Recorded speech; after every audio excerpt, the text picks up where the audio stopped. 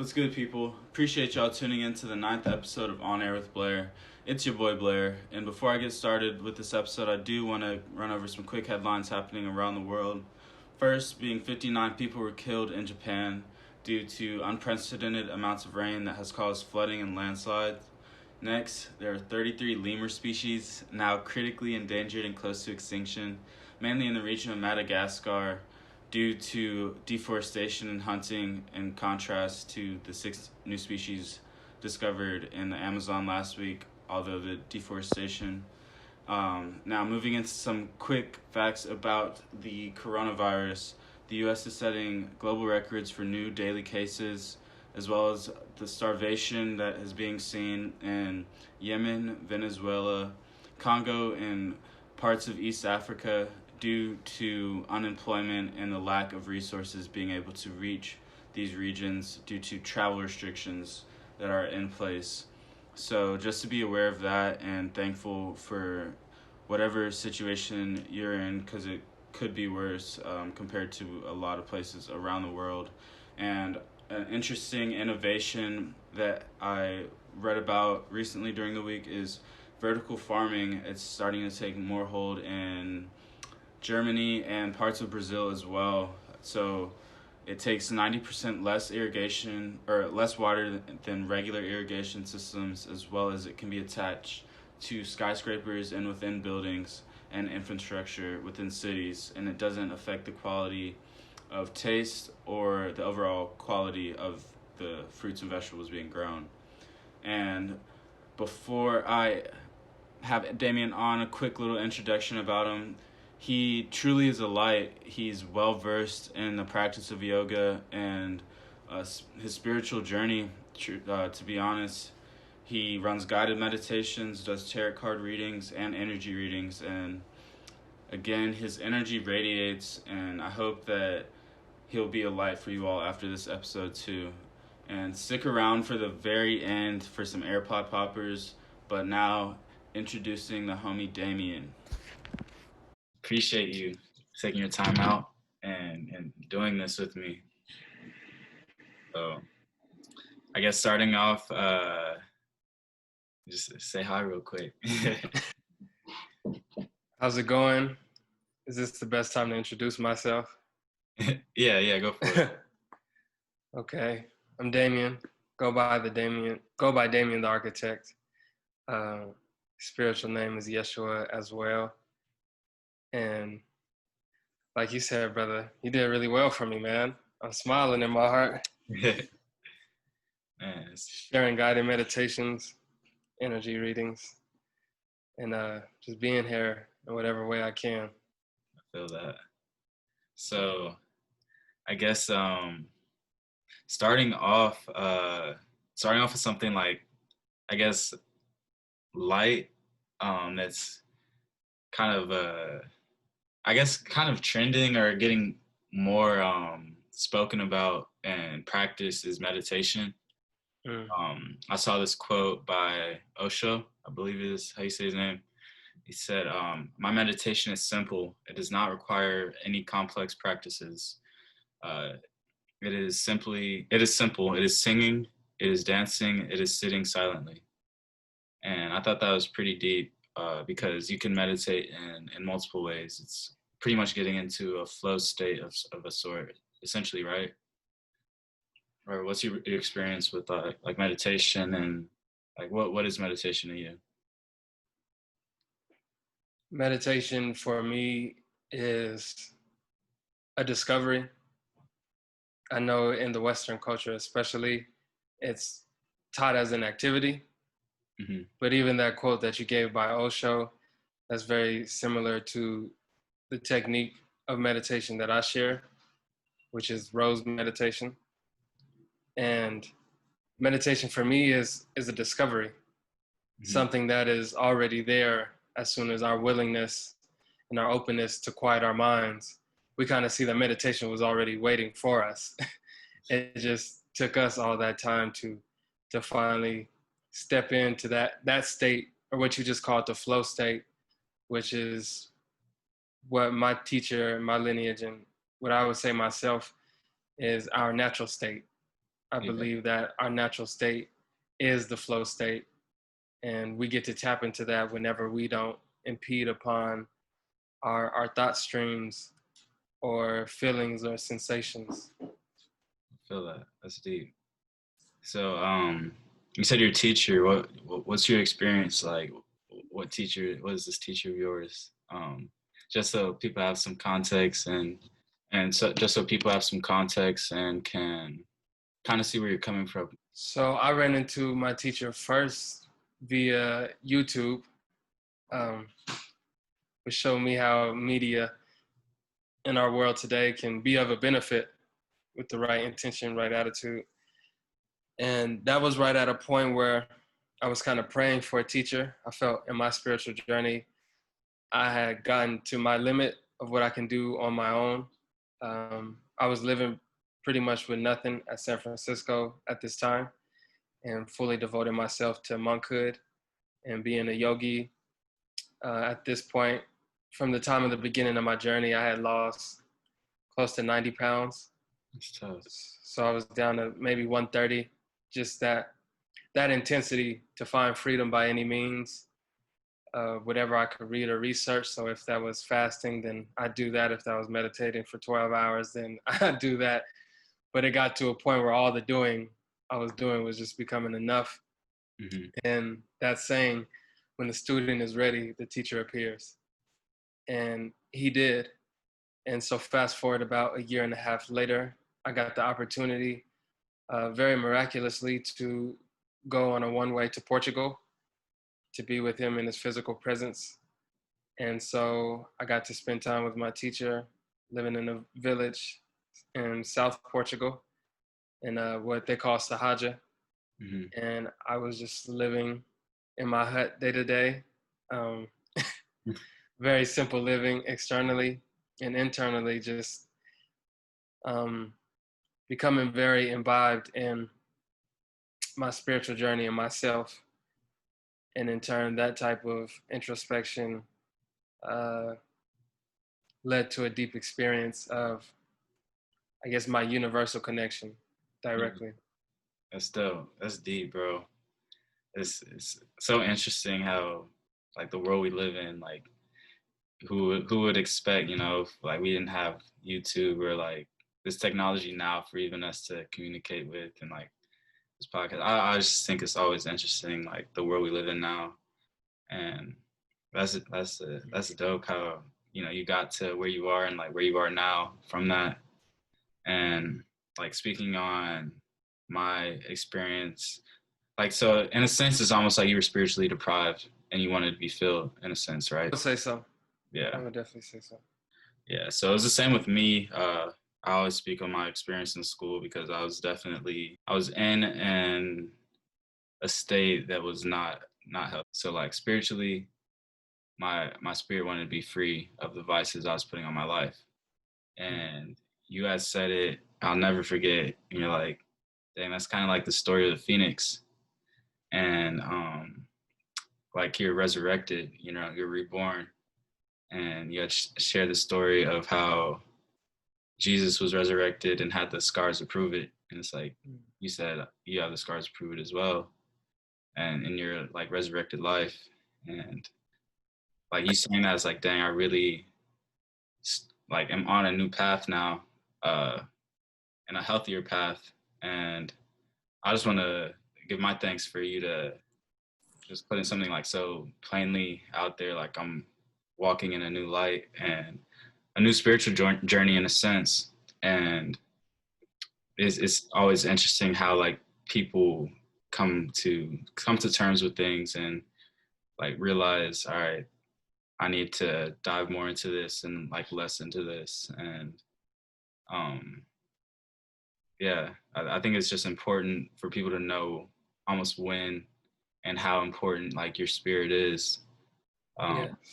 like how much your spirit like affects your external and how much and in different ways that it speaks to you, like when things are in disarray or like disharmony like within yourself, that's most likely your spirit speaking to you. At least that's what I feel. Mm-hmm. And I don't know if that's like truly the case, but what ways would you say your spirit speaks, if it does, or like what signs does it show? I feel like we're in a gracious time now where spirit has even been proven with science now, with quantum physics, discovering a unified field that engulfs and inspires every atom, every particle, every molecule. So the good news is now there's really no debate of if spirit is here or not. The bad news for a lot of people is that it still has to be, for that dimension of your life to be open, it has to be experienced. Mm-hmm. And that changes your life from the mundane to the miraculous. Like Einstein said, you could either see everything as a miracle or nothing. Yeah. And it's when that type of gratitude is released in your life, you start recognizing that God is speaking to me through Blair. God is speaking to me in the water, when I hear the trees sway, when I hear the birds sing, when I hear the waves crash. It starts to engulf your life because ultimately God is speaking to you from within, and we're getting to experience this three-dimensional expression of just the unlimited forms that God or spirit, universe, source energy, presence, whomever feels more catered to a particular word, just that sense of oneness speaks to us in a multitude, infinite amount of ways, and to our capacity and openness to hear that voice is to the same capacity and limit that we hear that voice, I would say. Let's see. Yeah, I feel that. Definitely feel that. So, speaking on energies, sometimes I feel like I can, I know when somebody's gonna hit me up, or like I know when somebody's like thinking about me, or like I know I've like this intuition that I need to hit somebody up, and like they need to hear something in particular. And but speaking on energies and how like we're connected, and like kind of the magnetism of certain individuals, and like how we gravitate towards people, and are like how you said your quote with the master and teacher, like the master will appear when the student is ready type deal. And I feel like I think it was a like kind of like manifestation in a sense too. So how like certain energies and thought like manifest things in your life, and people, because like people are things, we're all like vibrational beings. It's really like the vibe of life. And so I guess like we can speak on vibrations and energy, because I remember at one point you said you could like feel your aurora like around you, and like I'd never heard of that like actually being real. It's like on some Super Saiyan like you're really leveled up type deal, really in tune. And yeah, I just want to hear like your thoughts on like vibes and energy, because it's like, bro, this dope hearing what you have to say about that. So Oh, thank you, brother. I even like the way you just said that, the vibe of life. Being able to tap into that, because we each have our own unique experience of life, right? Yeah, exactly. But there's something that connects us, which is life itself.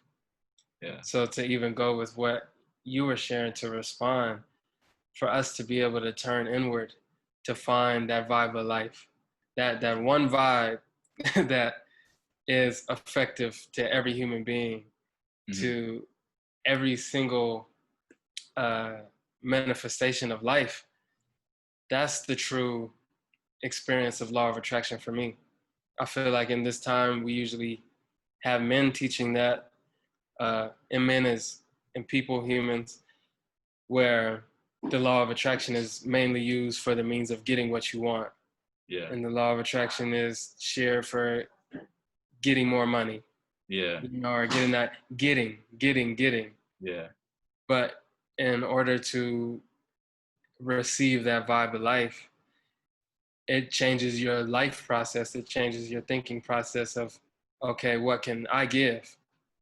Because for life to be life, it has to be endlessly giving, or else that's what we would consider death. Yeah. But life is not death, and death is not life. They're each its own thing. Yeah, that's deep.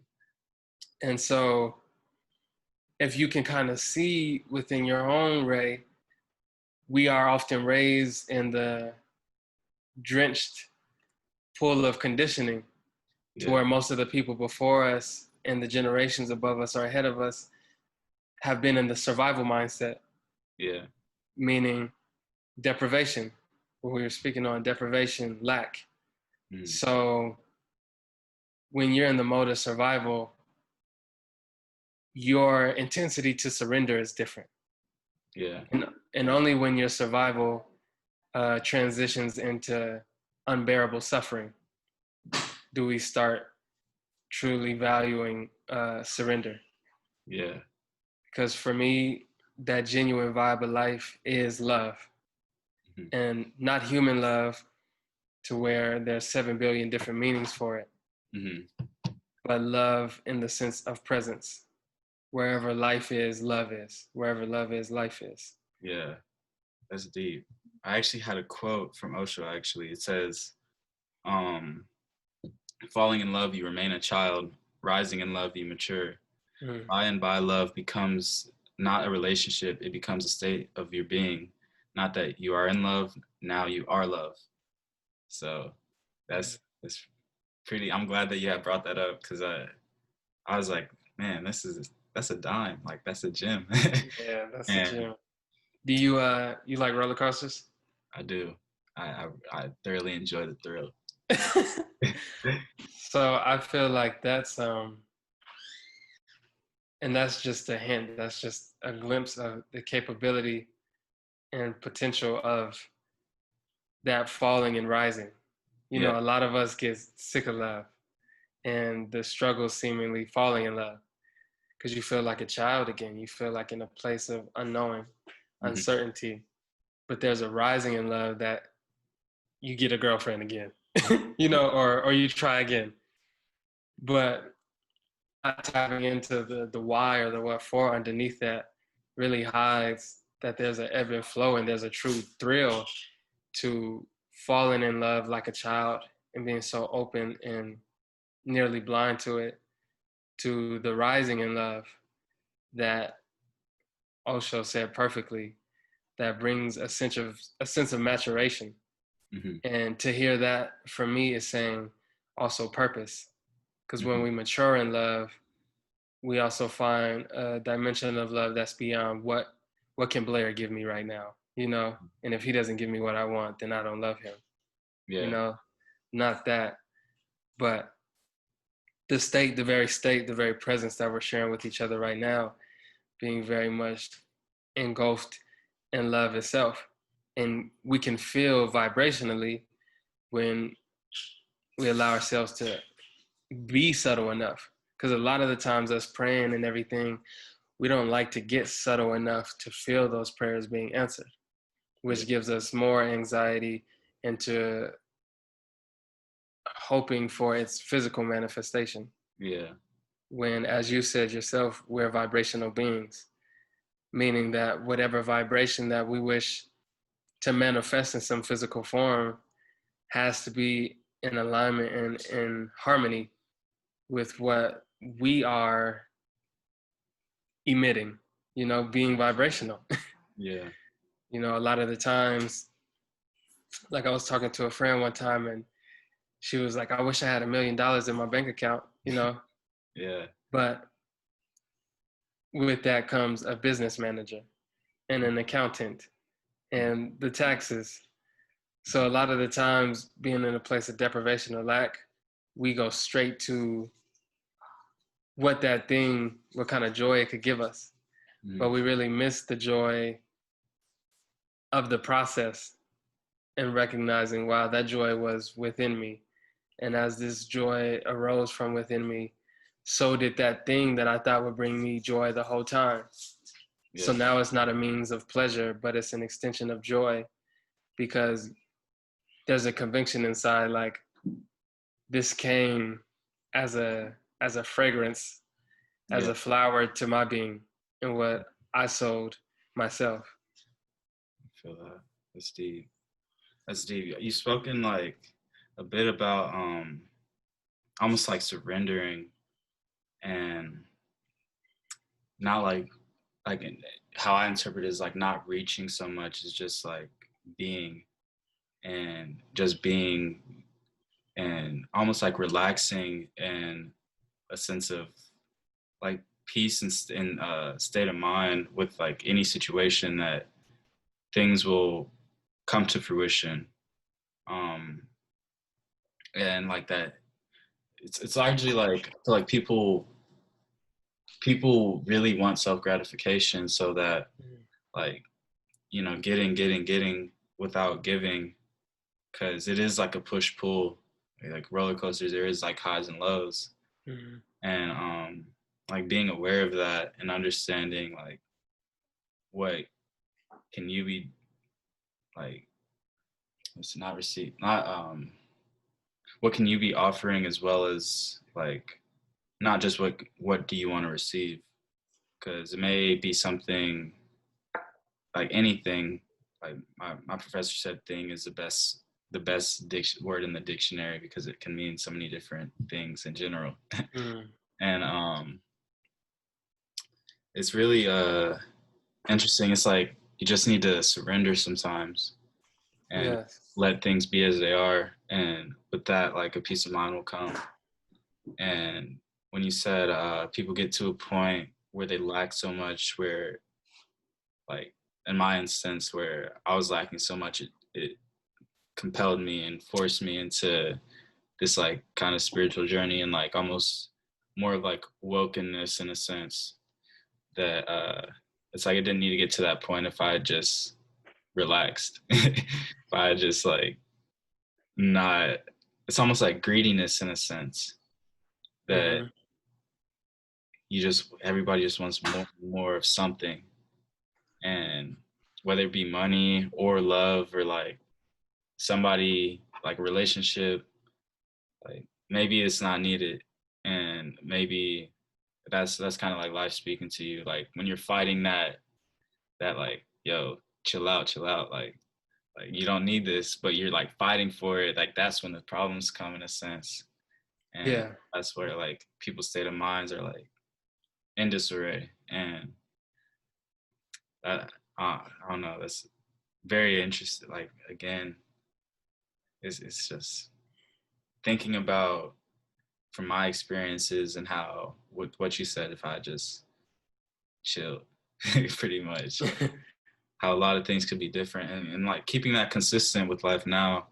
It's like even with me being in the house, due to like the virus and being in a place I really wouldn't want to be due to the virus, it's like all this is everything happens for a reason.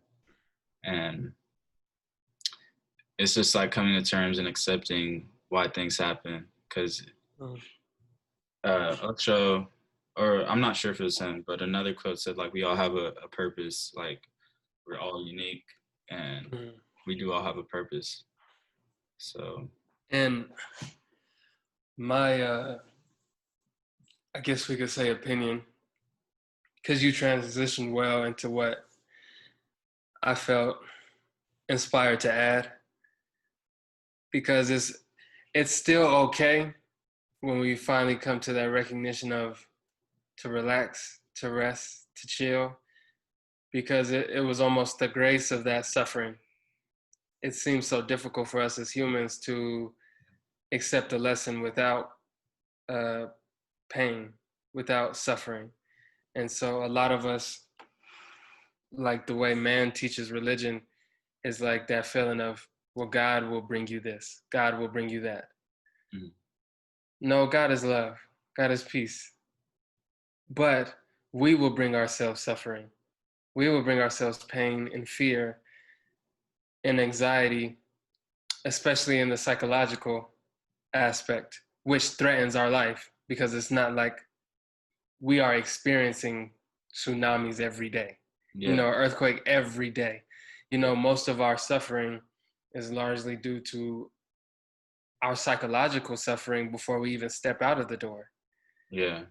And it's okay that we feel like we could have just chilled the whole time, but we didn't because our chill didn't yet have a home. Yeah. And in reference and reflection of the pandemic and exactly what you just shared is that for many it was a quarantine, and for few it was a retreat. Yeah. And to have that chill find a home where it can't be uprooted, where it can't be taken because it's within you, and it's only the fact that Blair has been giving me the privilege to make him angry. He's only been giving me the privilege to frustrate him or make him irritated. But now as he opens and awakens to himself, he now gives that privilege little by little back to himself. And by his relinquishment almost of privilege comes a whole new dimension of what you wish to give and express, and most of us being so creative and you being very creative, that as soon as our mind rests from survival, our creative potential is so ready to show us a new way or a miraculous way. And a lot of us want to do a lot of things with genuine intention, but our attention is distorted. Mm-hmm. And so there is blessings like the pandemic that put us in home, because hopefully the grace of keeping us in the house will allow us to finally keep our heads inside of our hearts, so to say. Yeah. When once it was so rattled by the busy life and I need to hurry up and I need to do this, I need to become something. Mm-hmm. But kind of like when life comes in and takes things away so fast, whether it be death of a loved one, an extreme catastrophic event, it gives us a new vision of maybe I should refocus and rethink my perspective if things that I once reached for can be just so easily taken away. Yeah. Definitely.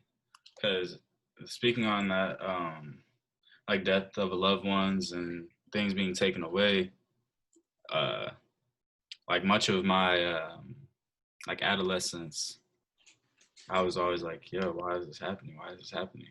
Mm-hmm. And like being young, you don't really know how to like take that unless you have like somebody there to like almost guide you through it.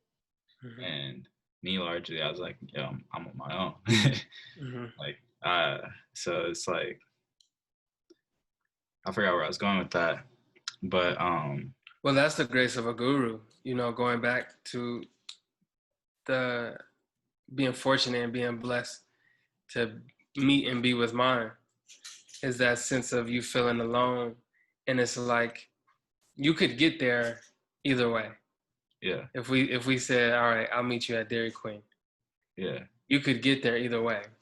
But if this is one I've already been to multiple times, if this is one that's almost home to me, I know how to get there, this is closer to my house, then you're going to naturally refer to me, to what way is faster, not out of arrogance. That doesn't even come in your mind. It's almost clear to you that clearly Blair knows how to get to Dairy Queen. Yeah. In a quicker way and quicker time. He's been there more than me. So let me follow him. And so our guru becomes our teacher, which was the genuine reflection and symbol of Jesus, not to be a figure to be worshiped, but someone who has already went through and received what you are striving for at the moment. Yeah. And feeling that same feeling like I did as a child when my dad passed at 5. Yeah. I had questions.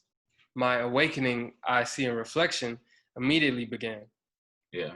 But like you said, when your outer world can't point out to you what you're feeling inside, for a time, and sometimes it lasts people longer than that because we have a hard time with receiving. Yeah. And so that's why, like Jesus again, and his uniquest place to get the most out of him is to see him as a guru, you know, because until then, you really just see him as a person. Yeah. Because essentially you should see everything as the guru. The leaves, the ant, the spider, Yeah, no, truly. the weights in the back. So but yeah, no, that's facts. Cause like thinking of just farming in a sense, man, farming is therapeutic, and just like weeding, you know, taking weeds out of the ground. And people always are like, "Oh, I got to get these weeds out of my lawn. Like they're looking pretty rough." But it's like when you do that, you know, you can still do it with care because they have a purpose. Because those weeds that you take out from the root, the fertile from that root is the most or the soil from that root is the most fertile. So the ground that's being left, like, it's benefiting the plants, like with them being there, then being taken out in a sense. So, like with that in mind, it's like even the pesky things are beneficial in a sense, like in reflection. And I think that's very interesting. Similar with like even growing in one small area, like corn, squash, and beans all can be grown in one truly like in the same spot. So the corn will grow up out of the ground with the squash at its base holding the soil in place, with the beans growing around the stalk of the corn. And all of them are still, you know, working and like living its life, you know, and bearing its fruit without harm to each other. So I just think it's like very interesting how that like everything has a purpose and everything is connected in a sense. And even thinking about water, how water can go stale if it's not always moving. Water can lose its like I guess even like fertility in a sense. It was a way of calling it, but like water being static because it's always dynamic, it can lose its potency. And staying dynamic, whether it be, you know, a storm or, you know, a calm stream, it's still I don't know, it's still fulfilling itself. So yeah, with life, like literally everything, I just think it's good to like be aware of that and almost get outside and see how all life is one life.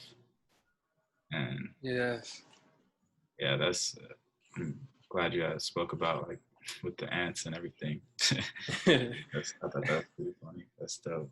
But man, trying to think of anything else. Really quick, I guess because it's kind of on topic with like Earth and whatnot, but like Earth being feminine in nature, Mother Nature, and you see it how plants grow and like how flowers bloom, and I feel like I see it a lot, and I'm almost kind of like reminded, like even with like moon energies and stuff like that, like the gentleness, like within this largely like masculine society that we live in, like with Western culture and like within the United States, like how men should be in tune with like feminine energies. yes. And I don't know if like you can speak on that, Mark. I remember you had said like one side of your body is masculine and one side is feminine too. But yeah, what are your thoughts on like that in a sense, that topic, that subject? Well, feminine energy represents our energy of receptivity, right? Of nurturing and grace. And most of us want to have the best dynamic life that we can. Mm-hmm. We want it to be fun. We want it to be thrilling. A lot of us now, these days, want it to be especially of purpose too. and of meaning to others outside of us. And a lot of us, only temporarily, are feeling that missing of a sense of feminine energy and within us, because there's actually a feminine energy that reveals the gentleness of masculine energy, the strength of gentleness, of softness. And so for me, that's what I've seen in my own life to be the importance, to discover meditation and really find the source of that non-dynamic life, you know, because a lot of the times people find meditation a hard thing to do because they feel like they have to be still. And I always tell people, you don't have to be still. Like, silence is already being still. Awareness itself is already still for you. All we have to do is turn inward and allow that intensity to be merely redirected. And so now what some of us get to see as yogis and ones dedicating their lives to the process of yoga and union through the science of God is you can pull up those weeds, so to say. You can do a majority of that groundwork just in your meditation. Yeah. Because you're removing the mental constructs from everything that was imposing on manifesting this idea anyway. Even when we see ideas manifest, we find roadblocks, we find obstacles, and then we find a way of, okay, how can I remove this? Or this just appeared, what can I do about that? And it's the same thing when we turn inwardly. It's really just a saving time, you know? That's what I like to share with people. And the first question I usually ask people is, do you believe you deserve peace? Because to that degree of response, will you feel in your own life, and anybody can test and experience my words for themselves, you know, to not accept it as belief, because my essential belief is to go beyond belief. Yeah.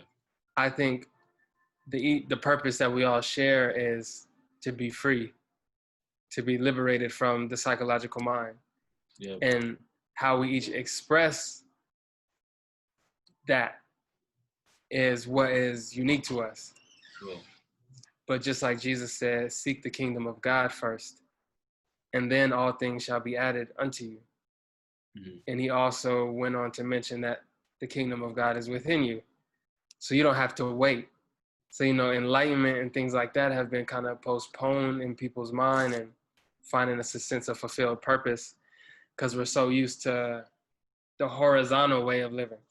Yeah. And I hope in whatever way that I can from my time here, that through my own experience and own way of being, I can share the possibility of changing our thinking from horizontally to vertically, you know, kind of away from past and future. Because as long as we touch past, the present is imprisoned. Yeah. As long as we put overwhelming expectations on the future, the present is imprisoned from simply being and showing everything as it is now. Yeah. And in that, we find such an immense power that, one, we recognize, wow, I've been making up mental distractions and excuses to why really I don't deserve to be here, you know, presently. And a lot of us have the questions on from our own experience of battling with depression. And each of us has had an experience, even if it's subtle, of just wanting to just kill ourselves. And what yoga and the discovery of true meditation can really show is all the limiting beliefs I had imposed upon myself for why I didn't simply want to be here in this present moment as it is now, beyond preconceived notions, beyond intentions, just laying all that aside. And then what's left here but myself in the present moment. Yeah. And who am I that I go nowhere without the present moment? Because even our plans that are absolutely okay and practical, but when our plans take over our present, that's when we suffer. Yeah. Definitely. Yeah. Honestly, it's therapeutic. Just like with that idea of just being in the now and almost being able to actualize past, present, and future are all one. Like being able to understand you're walking in the past and the future. Like what I just said right now, like right now is already the past. And what I'm about to say, is already right now. So it's like, Think about everything in the room right now. yeah, In the present now in itself, everything was already here. yeah, exactly. Your shirt on that body was already on the barbell and the weights. It was already here, so it's already past. Exactly. Just like you said. So to be able to let that go, and when our reflections, like I heard you say earlier, in reflection, and when our reflections shorten in their duration, that's when we truly begin to experience uh, unshakable peace. A peace that is without control. So even if sadness seems to appear, you bless sadness. You don't start trying to wrestle it to the ground. you let sadness be there. Yeah. Anger may arise, but you're starting to really experience that all these things are arising from within me. Yeah. And these things come and go. Yet my experience of it, I have remained the whole time. And that's really the gift and the mystery of what I like to call the holy here and now. Yeah. That's deep. That's like, because it's like you've been sad, you're going to be sad. Some part of you may be sad about something right now. But yeah. No. It's to recognize that if you can observe the sadness, and when the sadness comes, you're still here, and when the sadness goes, you're still here. Yeah. Then that is when true happiness starts to uh, reveal itself, Yeah. because no longer do we feel a sense of entitlement to that sadness. I know you can probably attest from experience within yourself, or maybe seeing that around. If maybe somebody's angry and they just want to stay mad, Yeah. Yeah. because we have to genuinely question and contemplate, who am I that I have to consciously stay mad? That we all relate and know within ourselves, like, yeah, I choose to stay mad right there, or I choose to stay frustrated right there. Like, who are we that we have this choice? And if we let it go, happiness and peace and contentment is already there waiting for us. Yeah. And so I like to share with people in the time that, let go of the entitlement to your anger. Mm-hmm. And that same message being shared with me. Let go of my entitlement to my anger. Mm-hmm. And I'll find and feel the necessary energies to attain my peace that was already mine and inherited to begin with. That's deep. That's cool. I feel like it's a good spot to end on too. Man, that's deep. I want to say that one more time.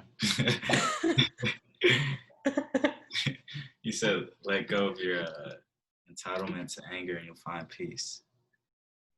And yeah, that's dope.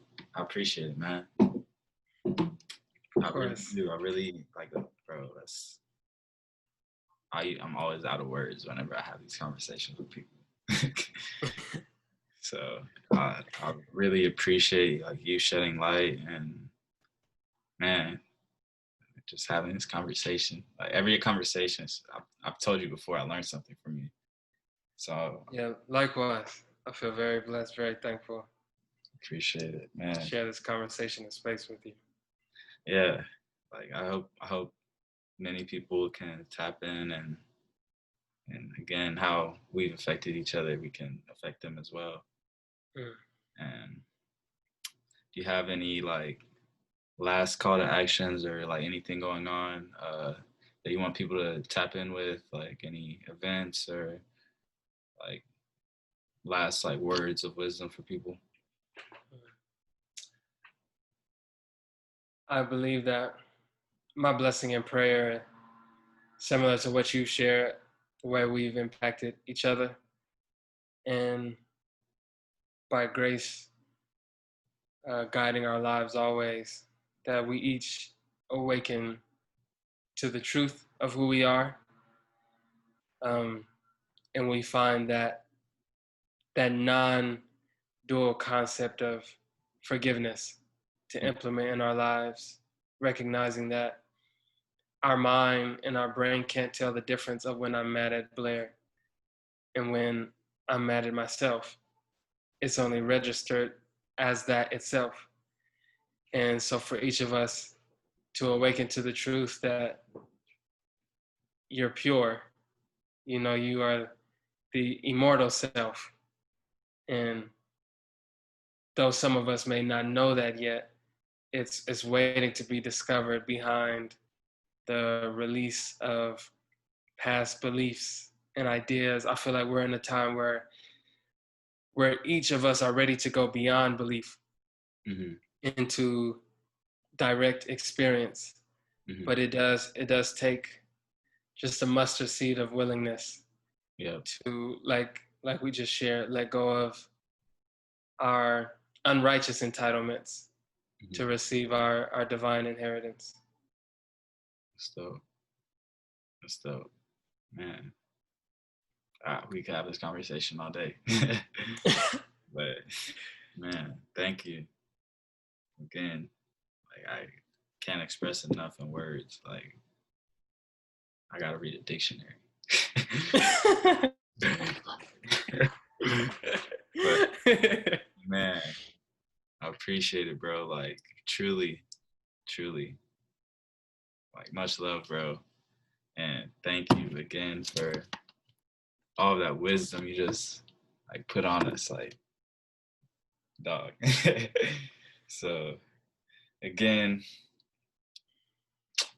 Damien the Architect, because he be architecting. What? But thank you, brother. Thank you so much. No problem. I'll tap in with you in a bit, but I think that should do it, man. Sounds good. Love you, brother. Thank you so much, man. Yeah. Likewise, love you too, G. And really quick before I let y'all go, I have some AirPod poppers for y'all. The first song being Devastated by Joey Badass, because it's a pick-me-up, because people used to feel devastated. That's a hook. So, and you're on the way to greatness, but man, everybody tapping with that song. Then Ladders by Mac Miller, because man, swimming, that shit is different. Definitely tapping with Ladders, especially after this episode. Next, Reality by Lance Skywalker. Man, everybody tapping to Lance Skywalker, please. I'm gonna just play this really quick, kind of intro to it. Lastly, I have Life for You All by Luke. And everybody should tap in with Luke. Every song he's dropped this year has been a banger. And please tap in with the song out of all of them. So, thank you. Appreciate y'all tapping in. Much love from B.